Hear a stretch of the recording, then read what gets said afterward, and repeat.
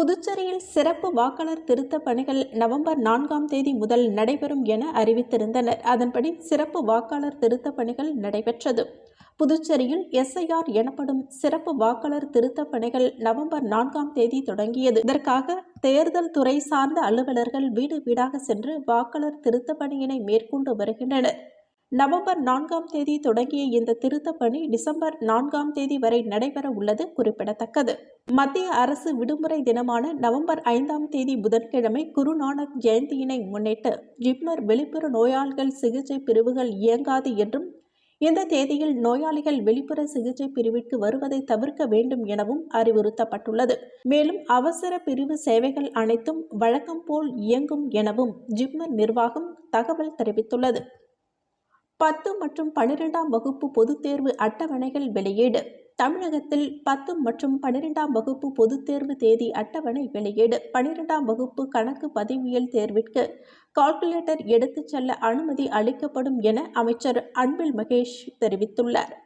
புதுச்சேரியில் சுயேட்சையாக போட்டியிட்டு தன்னையும் சேர்த்து 6 பேர் சட்டமன்ற உறுப்பினர்களாக தேர்ந்தெடுக்கப்பட்டுள்ளதாகவும், தற்போது நடைபெற்று வரும் SIR சம்பந்தமான எந்த நிகழ்வுகளும் தங்களுக்கு தெரியப்படுத்தாமல் எங்களது தொகுதியில் மேற்கண்ட பணிகள் நடைபெற இருப்பது வருத்தமளிப்பதுடன் குழப்பமான சூழ்நிலை நிலவி வருகிறது.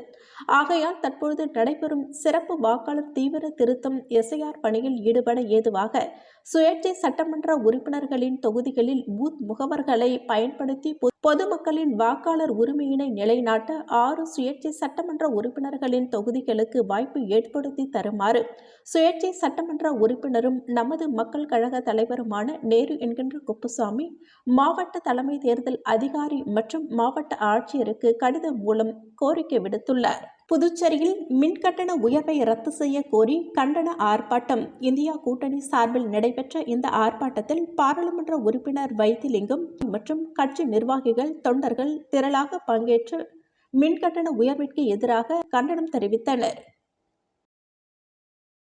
50% முதுநிலை மருத்துவ இடங்கள் அரசு தனியார் கல்லூரிகளின் கலந்தாய்வு மூலம் நிரப்பும் சென்டாக் நிர்வாகத்தால் அரசு மற்றும் தனியார் மருத்துவ கல்லூரிகளில் மொத்தம் உள்ள 387 முதுநிலை மருத்துவ இடங்களில் 50% அதாவது 194 முதுநிலை மருத்துவ இடங்கள் அரசு ஒதுக்கீட்டாக கலந்தாய்வு மூலம் நிரப்பப்பட உள்ளது. 10 ரூபாய் சட்ட இயக்க நிறுவன தலைவர் ரகு தலைமையில் புதுச்சேரி உரிமை மீட்பு குழு சார்பில் பல்வேறு இயக்க தலைவர்கள் ஒன்றிணைந்த ஆலோசனை கூட்டம். ஏரி, குளங்கள், நீர்நிலைகளை பாதுகாக்க தொடர்ந்து போராடுவது உள்ளிட்ட தீர்மானங்கள் நிறைவேற்றம்.